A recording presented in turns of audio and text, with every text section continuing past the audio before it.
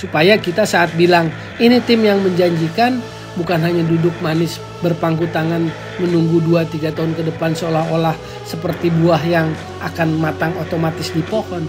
Tetapi ini adalah sebuah proses yang harus diciptakan, didukung oleh environment. Sayangnya environment club dan liga kita belum benar-benar kompetitif dan sehat.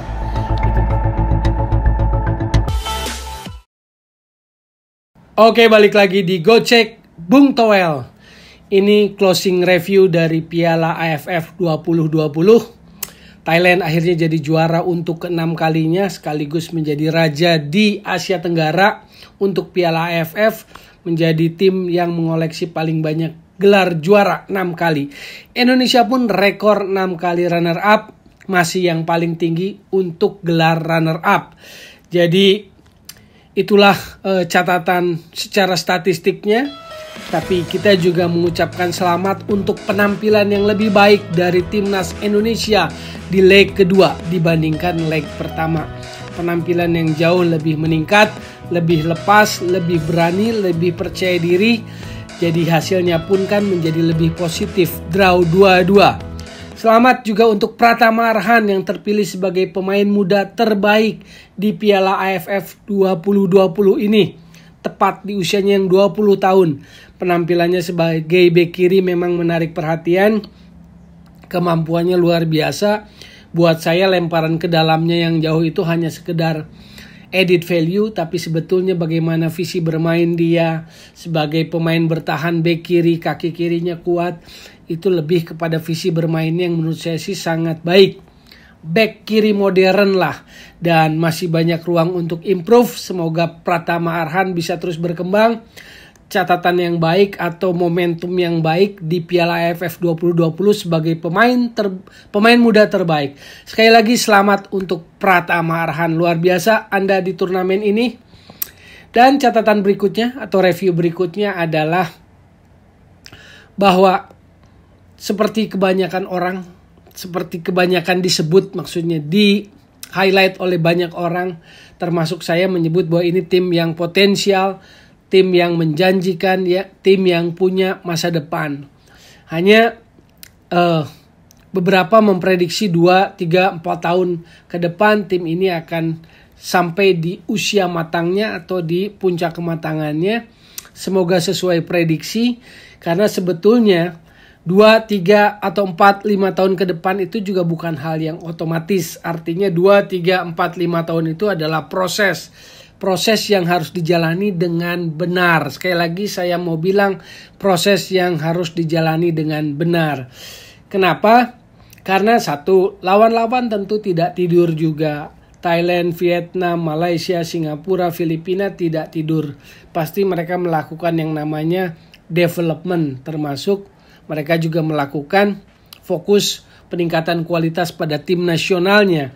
Jadi bagaimana materi yang sudah potensial, menjanjikan, penuh harapan, memiliki masa depan cerah ini bisa terus meningkat kualitasnya, bisa terus mencapai kematangan pada waktunya.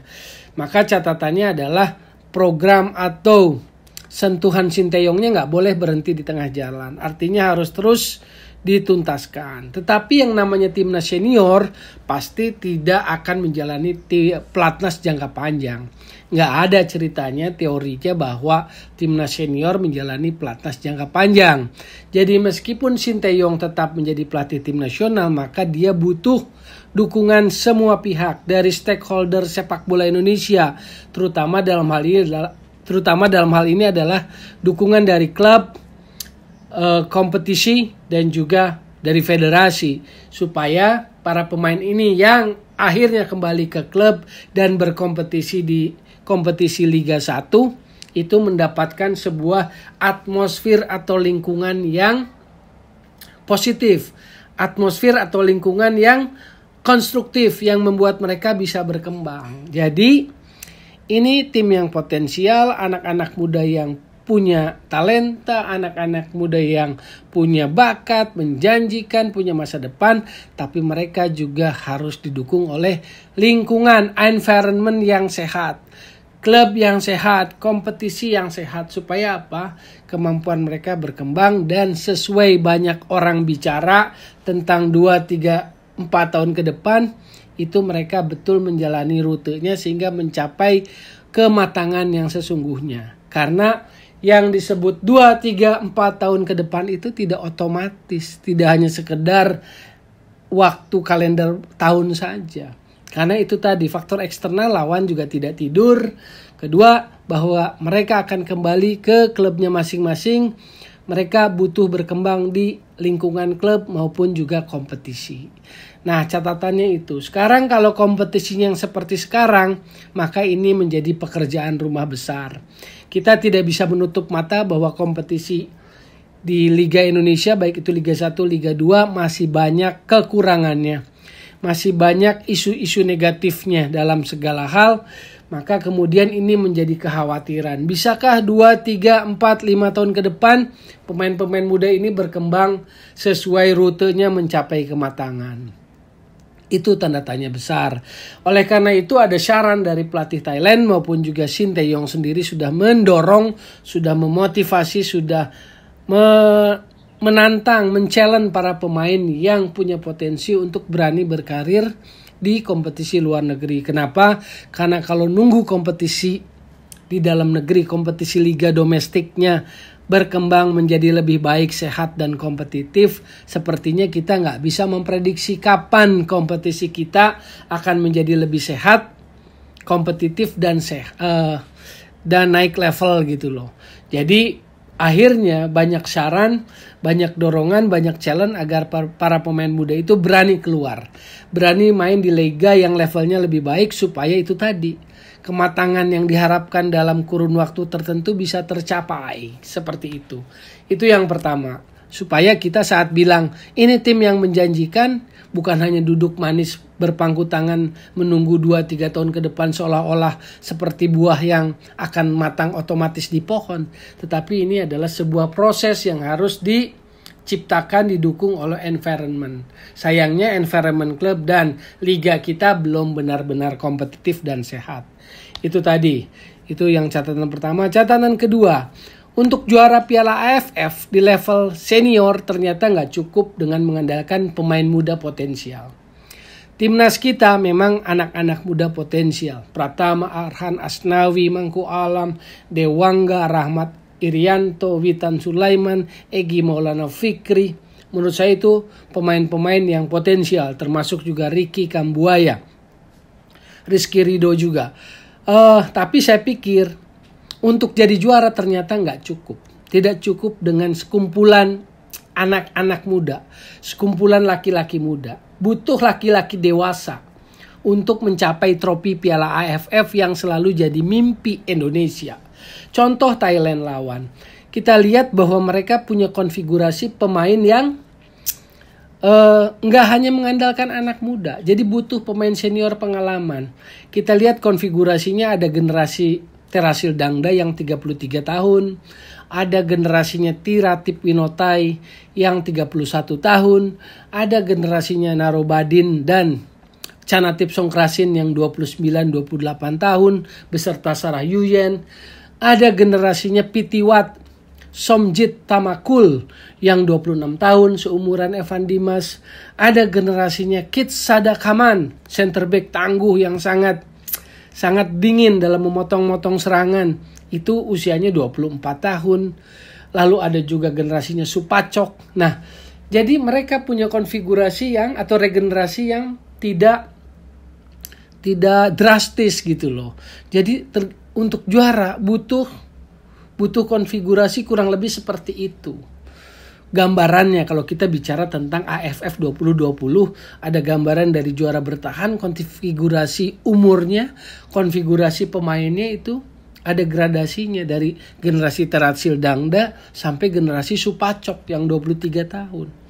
Nah, di Indonesia ini generasinya masih sangat muda belia. Asnawi 22, Dewangga 21, Pratama 20, Witan Sulaiman juga 20, Egy 21. Jadi ini generasi yang masih muda.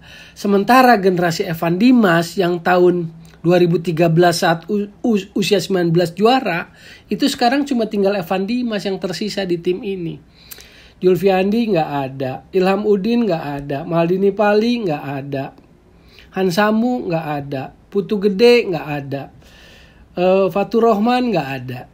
Jadi hanya tinggal Evan Dimas 26 tahun, itu pun akhirnya hanya main sebagai pemain pengganti. Contoh di leg kedua main di menit 73 dan nggak kelihatan kontribusi besarnya untuk timnas sejak masuk di menit 73 itu. Jadi ini sebetulnya sebuah tanda tanya besar gitu loh. Kita berharap generasi itu masih berkontribusi, tetapi simbol yang mereka punya pun saat ini di timnas ini, Evan Dimas, ternyata menjadi pemain cadangan. Nah, apakah generasi itu akan dibabat habis, dilewatkan begitu saja, hanya jadi pemanis untuk kompetisi saja, potong generasi?